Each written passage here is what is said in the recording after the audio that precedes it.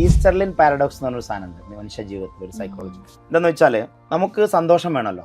അപ്പൊ ചെറുപ്പം മുതലേ നമുക്ക് കുറെ ആഗ്രഹങ്ങളും ഗോളുകളും ഒക്കെ ഉണ്ടാവും. വീട് വാങ്ങണം, കാറ് വാങ്ങണം, കല്യാണം കഴിക്കണം, യാത്ര ചെയ്യണം, സമ്പത്തുണ്ടാക്കണം, ഭക്ഷണം കഴിക്കണം, കുറെ സ്വപ്നങ്ങൾ എനിക്കുണ്ട്, നിങ്ങൾക്കുണ്ടല്ലോ.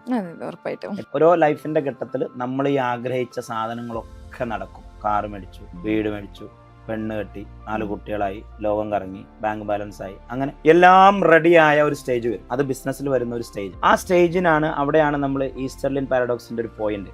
ഇനി അങ്ങോട്ട് എത്ര കോടി രൂപ വന്നാലും നമുക്ക് സന്തോഷിക്കാൻ പറ്റില്ല.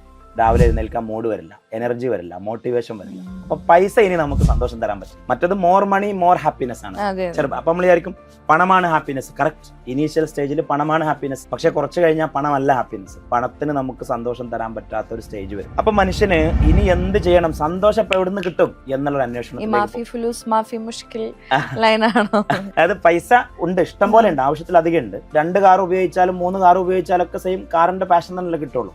അപ്പൊ എല്ലാം ഒരു ഡ്രസ്സ് ഇടാൻ പറ്റുള്ളൂ, ഒരു നേരത്ത് ഭക്ഷണം വയറ് നിറച്ചേ കഴിക്കാൻ പറ്റുള്ളൂ. അത് കഴിഞ്ഞാൽ പിന്നെ ഒന്നിനും ഒരു അർത്ഥമില്ലാത്ത പണം വരും കയ്യിൽ. അവിടുന്ന് അങ്ങോട്ട് മനുഷ്യന് ജീവിക്കാൻ ഭയങ്കര ബുദ്ധിമുട്ടാണ്. കാരണം രാവിലെ എഴുന്നേൽക്കാൻ കാരണങ്ങളൊന്നുമില്ല. രാവിലെ എഴുന്നേറ്റിട്ട് ബാത്ടബിൽ പോയിട്ട് ആത്മഹത്യ ചെയ്യണം എന്നൊക്കെ തോന്നും, അല്ലെങ്കിൽ കൈ മുറിക്കണം എന്നൊക്കെ. അപ്പൊ നമ്മൾ എനർജി കണ്ടെത്താൻ ഭയങ്കരമായിട്ട് ഇടങ്ങാറാവാസം. അപ്പൊ ആളുകൾ ചിലപ്പം കഞ്ചാവ് അടിച്ചു, ഡ്രഗ് അടിച്ചു, പെണ്ണ് ഓടിച്ചു, മറ്റേ ഗാംബ്ലിങ് നടത്തി നോക്കും, കുതിരപ്പന്തയം വെച്ചു, കാസിനോയിൽ പോയി കളിച്ചു നോക്കും. അങ്ങനെ ത്രില്ലടിക്കുന്ന പല കാര്യങ്ങളും ചെയ്തു നോക്കും. അതിലൊന്നും അവർക്ക് എന്ത് ചെയ്യാൻ പറ്റില്ല, സാറ്റിസ്ഫാക്ഷൻ കിട്ടില്ല.